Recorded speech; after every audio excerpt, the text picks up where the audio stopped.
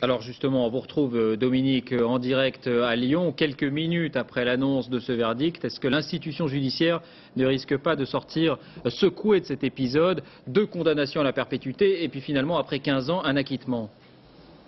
Oui, on peut parler presque de séisme, le mot est à la mode en ce moment. C'est vrai que l'institution judiciaire va probablement avoir à réfléchir à ce qui s'est passé au cours de ces 15 ans. Elle va se défendre en disant qu'après tout, elle a fonctionné, puisque aujourd'hui, une cour d'assises des mineurs du Rhône a acquitté Patrick Dils. Ce qui va se passer aussi, c'est qu'il va y avoir, j'allais dire, une propre mise en cause de Patrick Dils lui-même, parce qu'il est, comme l'a dit lui-même son avocat, il est coupable d'avoir avoué et d'avoir entraîné donc la justice sur une erreur, d'avoir entretenu en quelque sorte cette injustice et d'avoir pris, selon les mots de l'avocat général hier, la place d'un autre meurtrier. Un autre meurtrier qu'il va falloir chercher. Alors on le suspecte, c'est Francis Holm. Ça veut dire que demain, le parquet général de Metz va peut-être pouvoir ouvrir une information judiciaire et réouvrir le dossier du double crime de Montigny-lès-Metz, parce que ce soir, ces 2 enfants sont morts, mais on ne connaît pas le coupable.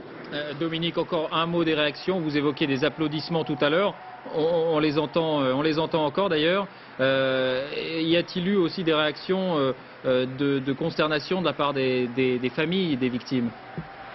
Écoutez, les parents des 2 petites victimes ne sont pas présentes là au moment du verdict dans la salle. Simplement la grand-mère est présente et elle avait laissé entendre avant que si c'était un acquittement, pour elle, on libérait un assassin. Mais vous l'entendez, vous le voyez probablement également derrière moi, c'est l'applaudissement, c'est la joie qui ici règne à la cour d'assises du Rhône. Merci Dominique pour ce compte-rendu en direct. Patrick Dils est donc acquitté au terme de son 3e procès.